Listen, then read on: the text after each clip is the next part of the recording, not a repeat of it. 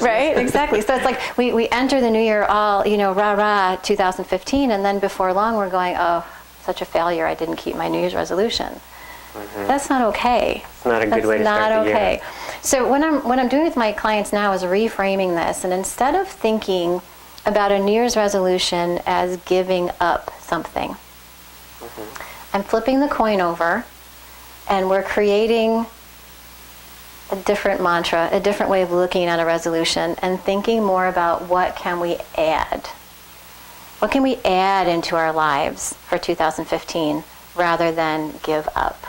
How does somebody do that? Because sometimes when we think about adding more, I look at my schedule every day. I try to add one more thing. I'm going to feel overwhelmed. So how do we add without becoming overwhelmed? Yeah, that's a great question. Couple things are, involved in that. One is to give up something actually takes a lot of work. Takes effort. Takes effort to give up things and to remember and to focus and put this energy on, I can't have that in my life anymore.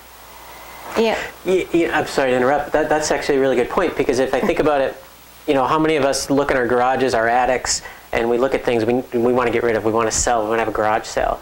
But think about the feeling of that. Like, how overwhelmed do you feel? Like, I got to have a garage sale. I got to get rid of this stuff. I got to get rid of this. It takes so much energy.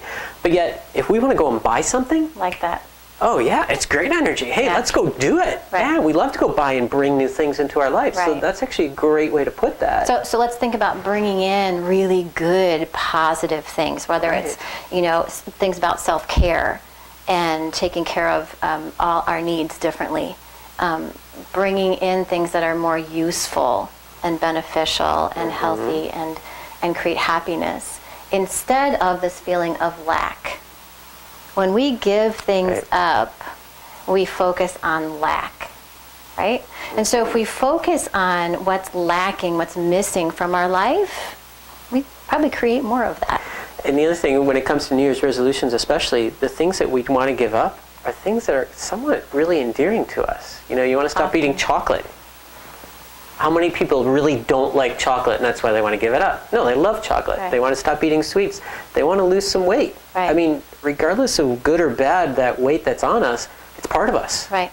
So trying to focus on getting rid of that is difficult. Yeah. And what does that feel like? If you think about giving up something that you actually kind of like, that doesn't feel good. It doesn't feel good and so at there's all. like this internal conflict, and then we do this thing called should. I should give this up, yes. Right? And that's just an awful word. It is an awful word. Should is a terrible word. So think about it this way. If we instead can choose things that we want to add to our lives, like I was talking about, like with self-care and self-love and compassion with self, bring in those kind of things, the negative, yucky parts that we don't need anymore, they can't live in that same space. So when we bring in good, that other stuff just kind of gets out, it gets released. Mm-hmm. And we don't have to do anything to make that happen. And, it's another great way to put that, and I think about it from the standpoint of just general health and nutrition, really, because I'm always talking about what we need to eat, what we need to get into our life. So let's not focus on giving up some of the things we don't want to give up. If you don't want to give up a donut because you absolutely love them, you don't want to give up your chocolate, okay, don't think about giving those up yet. Add a salad to your day. Right. Add vegetables to your meals at night. Some good vegetables. Add some raw vegetables to a snack instead of that can of soda or even the apple, which, believe it or not, apples are pretty high in sugar. So let's add something healthy, and then you might get to a point where you feel good enough that you don't want the other thing. You don't want the other thing anymore. But you didn't have to work and torture yourself and sacrifice something. Right. That's what makes us fall off the wagon. Because right now with our stressed out lives, we have so much going on. Who really wants to sacrifice and give up and go through that stress after all the stress, like you mentioned earlier, that we just went through in the holiday season? Right. Who wants that? Who wants that? So our golden ticket is abundance. Just think about feel into abundance. Like abundant amounts of chocolate? Okay. However, if you eat the salad, you might not want, That's right. You might not want all that chocolate. But it's a totally different mindset than lack. Right. then poor me, I don't have this in my life anymore. And you wake up thinking about it all the time, and then you feel sorry for self, and you may fall into like a victim mentality. It sounds kind of extreme, but it happens. Poor me, instead of yay me. Right. Let me bring in these things that are good for me and I want in my life. So I think if I'm hearing you correctly too, what you're saying is that don't let yourself get stressed out by bringing in something else. Think to yourself, I can handle all this stuff, and I'm only going to bring the good things in. Mm-hmm. So that way you're going to change your focus and allow yourself to bring in the good things we need, and like you said, let the stuff you don't need slide Go away. And it just naturally happens. That's the best part about this. If we allow the good things in, we put our attention on the good things, we put our focus on the things that we want, naturally the things that are not really serving us anymore just go away. So what's the big takeaway here? Like I mentioned before, we're already in the second week of January. People are already dropping their New Year's resolutions that they tried to make. Maybe it's the same one they've made many years ago. What can they take away right now that they can focus on to get back on the wagon, accomplish this New Year's resolution once and for all? Okay, we're going to tweak your New Year's resolution. Whatever it is that you made on December 31st, you're now going to say to yourself, I bring in everything that I need for this new year, whatever that means for you. Okay, so no longer are you going to say, I got to give up coffee, or I have to give up chocolate, or I have to give up this or that. I'm just going to bring in whatever I need to make this new year a really good, happy, healthy one based on wellness, right? Mm-hmm. And so what that centers on is self-love.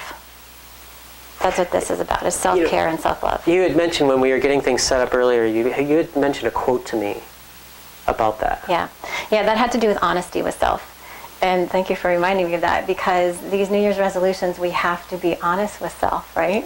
Yeah, it's So true. not really necessarily honest with somebody else, because we could sit there with the piece of chalk and go, nobody would know, right? Right, and nobody would know, but but... it's honesty with self. And the quote is that our self-esteem is directly related to how honest we are with ourselves.